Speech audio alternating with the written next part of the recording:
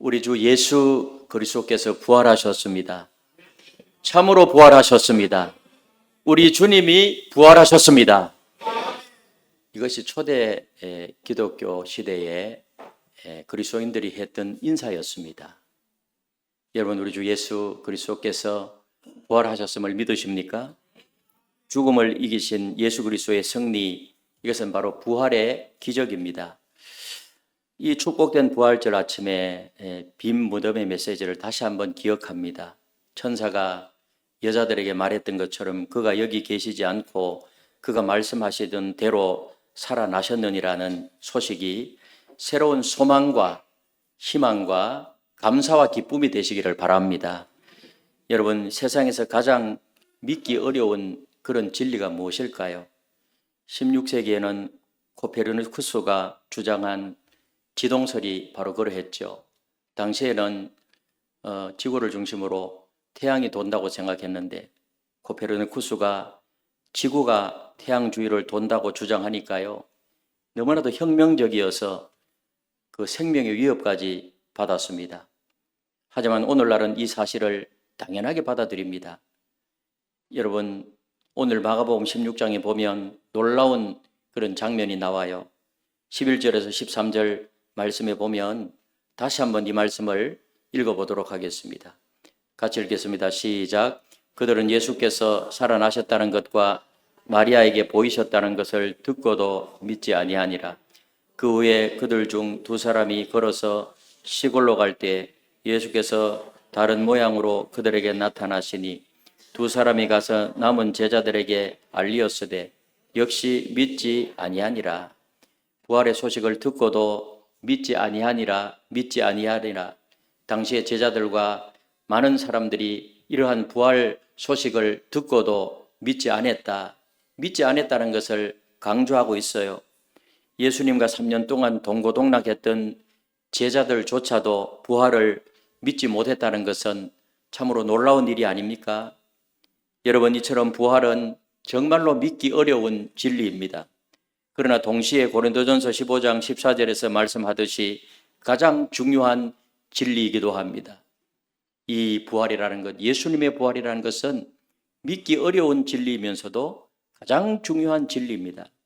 오늘은 부활의 확실성에 관한 세 가지 중요한 측면, 부활의 신비와 부활의 근본과 그 약속에 대해서 함께 살펴보면서 오늘 다시 한번 이 부활이 확실히 믿어지고 믿게 되시기를, 그러므로 부활의 축복이 우리의 삶에 가득하게 되시기를 다시 한번 예수님의 이름으로 축복합니다. 먼저는 믿기 어려운 신비예요. 시공간을 초월한 부활체. 오늘 12절에 보니 그 후에 그들 중 두 사람이 걸어서 시골로 갈 때 예수께서 다른 모양으로 그들에게 나타나시니, 왜 부활을 제자들이 믿기 어려웠을까요? 예? 여기 나오잖아요. 왜 어려웠어요? 다른 모양으로 나타났기 때문에. 다른 모양으로. 부활하신 예수님은 갈릴리에서 걸어 다니시던 그런 모습과는 달랐어요. 고라신과 벳세다와 그 가버나움에서 하나님 나라 복음을 전파하며 다니시던 그 모습과는 예수님이 부활하고 난 이후에 그 모습이 다른 모양으로 그들에게 나타나시니 전혀 다른 부활체를 입고 계셨기 때문에 제자들이 알아보기에 힘들었던 것입니다. 그래서 제자 중 도마도 그러했잖아요. 요한복음 20장에 보면 도마는 다른 제자들의 증언을 듣고도 내가 그의 손에 못자국을 보며 자기 손가락을 그 못자국에 넣어보지 않고는 믿지 않겠다, 그렇게 말했습니다. 예수님이 나타나셨을 때 도마는 자신의 손으로 만져본 후에야 나의 주님이시요 나의 하나님이시나이다, 이제 부활을 믿겠습니다. 여러분, 이처럼 부활은 쉽게 믿어지지 않는 신비입니다. 부활하신 예수님은 문이 잠긴 방에 갑자기 나타났어요. 제자들이 예수님이 십자가를 지셨을 때 그들도 잡혀서 죽을까 싶어가지고 한자리에 모여서 문 다 걸어 잠그고 벌벌 떨고 있는데 그 부활하신 예수님이 그 현장에 나타난 거예요. 여러분, 하늘 보좌에 계시면서도 동시에 우리 마음 안에 계셔요. 그게 부활의 모습이에요. 초월적으로 계시면서도 우리 안에 내재적으로 계시고 하늘에 계시면서도 오늘 이 시간 부활하신 주님이 우리와 함께 계신다는 사실을 믿으시기를 바랍니다. 이거는 신비예요, 신비.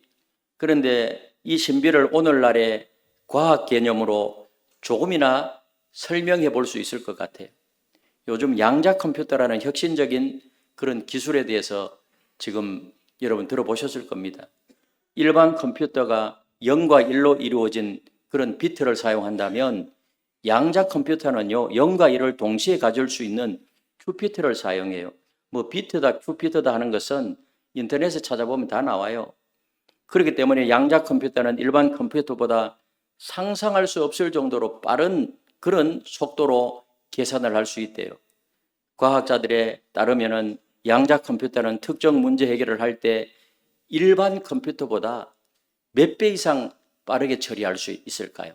일반 컴퓨터보다 양자 컴퓨터가 여러분 특정 문제를 해결할 때 몇 배 정도 빠르게 해결할까요?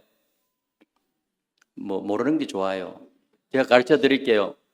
1조 배 이상 빠르게, 1조 배 이상. 지금 앞으로 있잖아요. 양자 컴퓨터 과학 시대에 어마어마한 우리가 몰랐던 것들이 계속해서 하나님이 창조한 이 세계 안에 발견되어져 나가는 거예요. 이 양자 컴퓨터의 기반이 되는 것이 바로 양자역학의 비국소성의 원리예요. 비국소성의 원리라는 개념을 들어보신 적이 있습니까? 최근에 중국 과학자들은요, 이 비국소성의 원리를 증명하는 실험에 성공을 했습니다. 그들은 1200km 떨어진 두 지점 사이에서 양자 얽힘 상태의 광자들이요, 서로 즉각적으로 영향을 주고받는 것을 관측했습니다. 이것은 마치 쌍둥이 형제가요, 만약에 세 쌍둥이가 있다면 한 쌍둥이는 부산에 있고 한 명은 뉴욕에 있고 한 명은 런던에 있어도 한 사람의 상태가 다른 사람의 상태에 즉시 영향을 미치는 것과 같대요. 또 다른 쉬운 예는요, 세계의 특별한 동전이 있다고 합시다. 세계의 특별한 동전. 이 동전이 하나는 부산에 있고 하나는 런던에 있고 하나는 뉴욕에 있어요. 그런데 이 동전들이요, 양자적으로 얽혀 있다면 부산에 있는 동전을 던져서 앞면이 나오게 되면 뉴욕과 런던에 있는 동전도 자동적으로 앞면이 된다는 거예요. 거리에 상관없이 시간 지연 없이 그렇게 되는 거예요. 여러분, 예수님의 부활체는 이런 양자의 신비보다 더 놀라운 거예요. 더 놀라운 거예요. 그분은 하늘 보좌에 계시면서도 동시에 모든 믿는 자들 안에 거하실 수 있어요. 그래서 두세 사람이 내 이름으로 모인 곳에는 나도 그들 중에 있느니라. 할렐루야. 동시에 계실 수 있어요. 우리 오늘 부활절 예배를 드리지만 오늘 이 자리에도 부활하신 주님이 함께 하실 수 있고, 서울에 있는 교회에서도 부활절 예배 드릴 때 그곳에도 함께 계실 수 있고, 아멘이십니까? 아멘. 미국에도 함께 계실 수 있고, 아멘. 이 신비로운 부활체의 실제는요, 사실은 우리의 이해를 초월해요. 그러나 믿기 어렵다고 해서 진실이 아닌 것은 아닙니다. 예수님의 부활은 역사적 사건이며 인류의 상식과 경험을 뛰어넘는 초자연적인 진리라는 사실을 믿으시기를 바랍니다. 아멘. 오늘날 양자역학이요, 우리의 일상 경험과 모순되는 것처럼 보여도 실제로 존재하듯이 이런 부활의 신비는 우리의 제한된 이해를 넘어서는 하나님의 능력과 하나님의 지혜를 보여주는 것입니다. 그러므로 아직도 부활이 믿어지지 않는다면 마가복음 9장 27절 24절 말씀처럼 내가 믿나이다, 나의 믿음 없는 것을 도와주소서, 이렇게 하는 기도가 바로 신비 앞에 선 우리의 자세가 돼야 돼요. 마가복음 9장 24절 같이 한번 읽어보겠습니다. 시작. 내가 믿나이다, 나의 믿음 없는 것을 도와주소서. 부활의 신비를 믿어지게 되시기를 바라고 믿게 되시기를 예수님의 이름으로 축복합니다. 그리고 이 부활은요, 흔들리지 않는 근본입니다.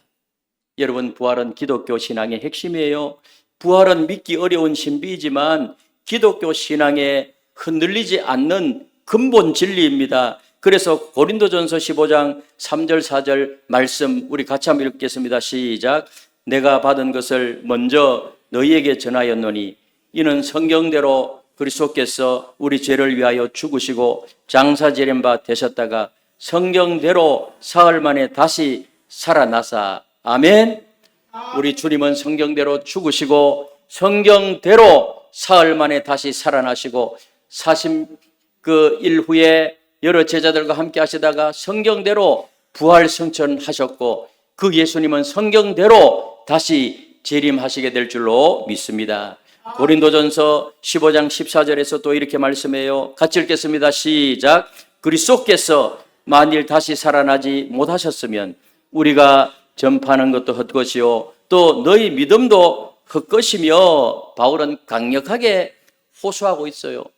우리 예수님이 부활하지 아니하셨다면 우리가 전파하는 것도 헛것이고 믿음도 헛것이고 그리고 그리스도인들만큼 불쌍한 사람들이 없는 것이죠.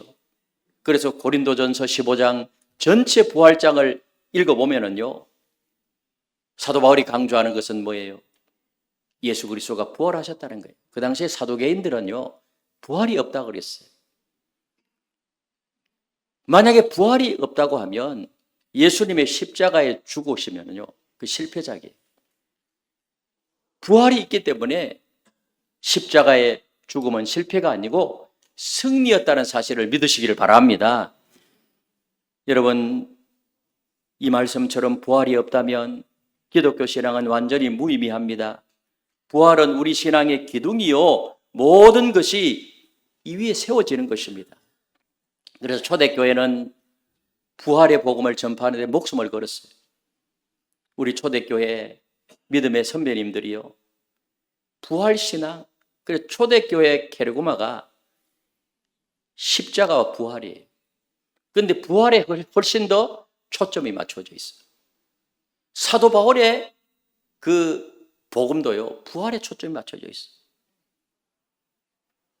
사도행전 1장 22절에 보면 예수님의 제자들을 뽑을 때 부활의 증인이 되어야 된다는 것이 조건이에요.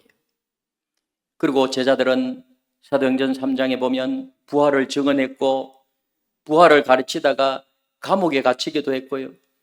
부활을 이야기하다가 죽임을 당하기도 했고 그 박해시대에 여러분 부활이 가짜였다고 하면 하나밖에 없는 이 목숨을 던져버릴 수가 있나요? 그럴 수 있습니까? 아르헨티나의 유명한 복음주의 전도자 루이스 팔라우 목사님의 이야기입니다. 이분은 참 이 아르헨티나를 비롯해가지고 많은 곳을 다니면서 무려 3천만 명이 넘는 사람들에게 복음을 전했대요. 물론 뭐 많이 모아가지고 복음을 전하는 그런 집회를 평생 인도했는데 이분이 10살 때 갑자기 아버지가 폐렴으로 돌아가신 거예요. 장례식 날 이 어린 루이스는요, 목사님에게 10살 난 루이스가 목사님, 아버지를 다시 볼 수가 없을까요? 울면서 그렇게 이야기했대요. 그때 목사님은 그럼 예수님이 부활하셨기 때문에 너희 아버지도 부활할 것이고 너도 예수님을 믿기 때문에 앞으로 부활할 것이다. 만날 수 있다. 이 부활의 소망이 루이스의 마음에 깊이 새겨졌고 그는 평생 동안 예수 그리스도의 부활을 전하는 전도자가 되었어요. 2021년 그가 폐암으로 생의 마지막 시간을 보내고 있을 때 그의 마지막 메시지는 이것이었어요. 나는 곧 주님을 만날 것입니다. 두렵지 않습니다. 부활은 그저 이야기가 아닙니다. 부활은 실제입니다. 내가 지금 경험하려는 것이죠. 그의 삶은 부활이 우리의 신앙에 흔들리지 않는 근본임을 보여주는 명확한 증거입니다. 이 목사님만 그럴까요? 오고 오는 수많은 그리스도인들이요, 예수님의 부활을 믿었고 예수님의 부활을 증거했고 예수님의 부활을 생각하면서 부활의 첫 열매 되신 주님처럼 우리도 부활할 것이라는 그 소망으로 살아갔다는 사실을 믿으시기를 바랍니다. 여러분, 부활은 선택사항이 아니에요. 그것은 우리 신앙의 토대이며 만약에 그것이 없다고 하면 모든 것이 다 무너져 버리고 마는 것입니다. 예수님의 십자가가 그저 한 사람의 비극적 죽음으로 끝났다면 우리는 여전히 죄 가운데 있습니다.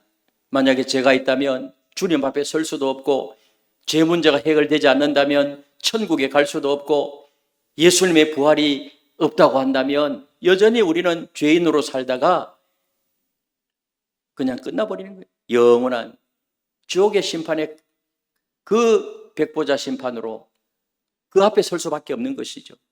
그러나 부활이 있었기에 십자가는 승리의 상징이 되었고 죽음은 패배했으며 죄의 권세는 깨어졌다는 사실을 믿으시기를 바랍니다.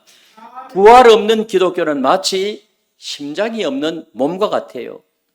그것은 기독교가 아니에요.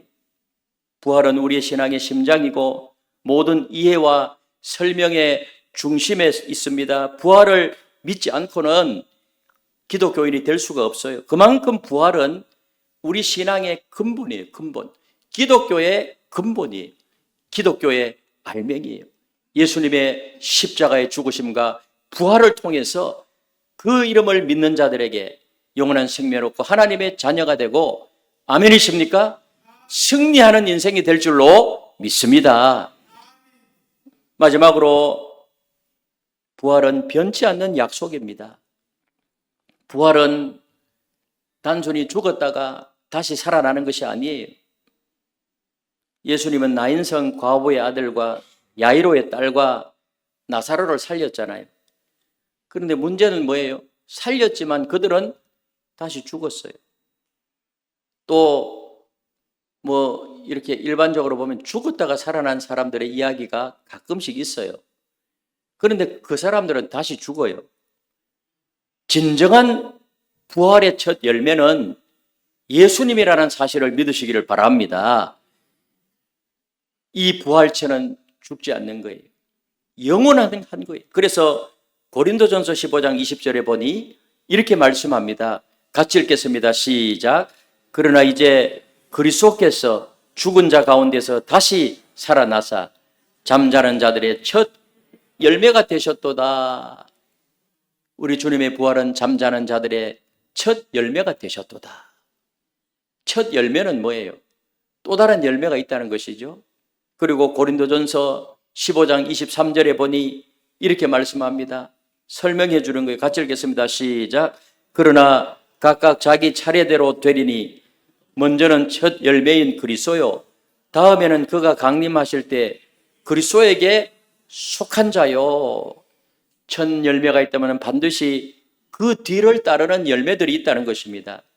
우리 농부들이 첫 열매를 수확할 때 나머지 농작물도 수확할 것을 확신하듯이 예수님의 부활은 우리의 부활, 저와 여러분들의 부활의 확실한 보증임을 믿으시기를 바랍니다. 첫 열매 개념이 그래서 중요한 거예요. 첫 열매.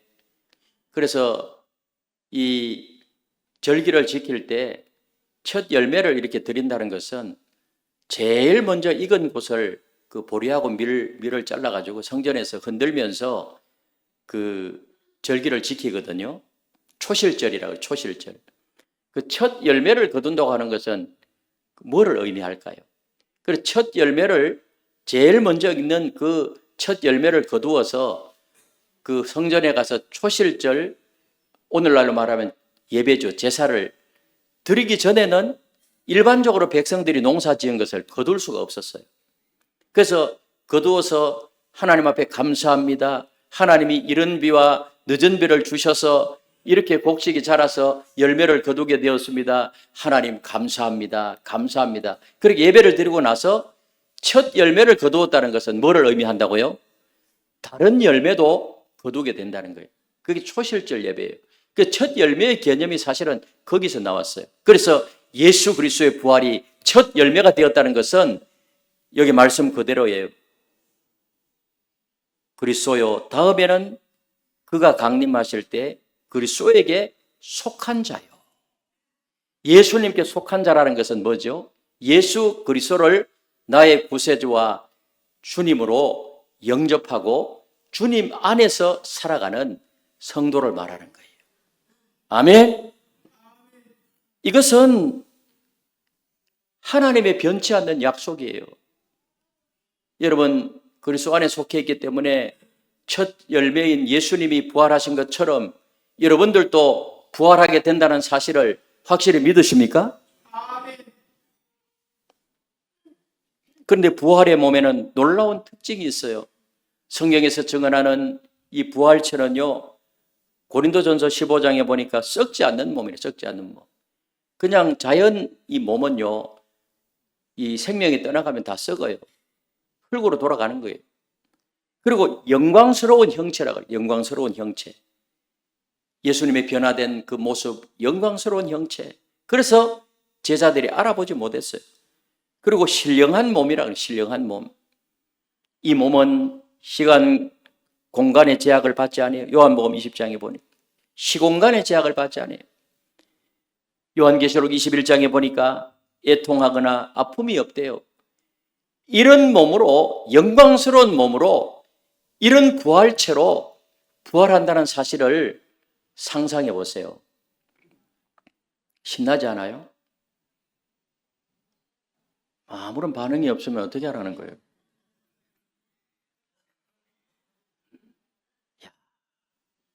시공간의 제약만 안 받아도 얼마나 좋아요. 필리핀의 어부 리치먼드 그 하체이크라는 사람의 이야기인데요. 2013년 초강력 태풍 하이엔이 그 필리핀을 강타했어요. 그때 아내와 세 자녀가 그 목숨을 잃었대요. 절망한 거예요, 절망. 통곡한 거예요. 더 이상 삶의 의미가 다 상실되어 버린 거예요. 그래서 이제 나는 더 이상 기쁨도 없고 그렇지 않겠어요? 아내와 세 자녀가 다 죽어버렸는데. 그 절망 속에서 허덕이고 있을 때 이분이 교회를 갔어요. 그 교회 갔는데 이 부활에 대한 메시지를 들은 거예요. 부활에 대한 메시지. 그래 그 메시지를 들으면서 은혜를 받은 거예요. 은혜를. 예수님이 부활하셨다면 내 가족도 부활할 것이라는 소망이 나에게 새로운 삶의 이유가 되었습니다. 그렇게 고백했어요. 간증한 거예요.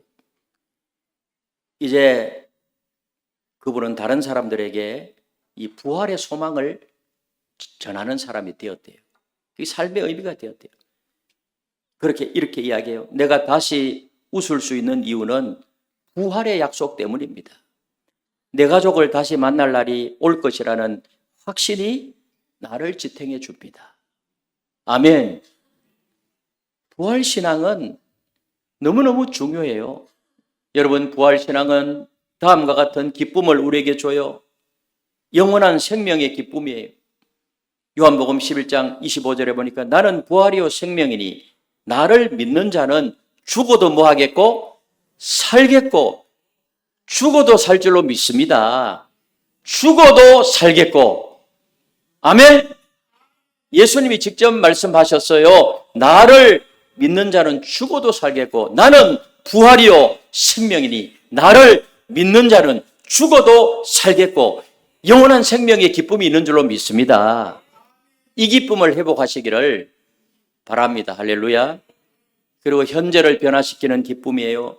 로마서 6장 4절에 보니 그리스도를 죽은 자 가운데서 살리심과 같이 우리로 또한 새 생명 가운데서 행하게 하려 함이라.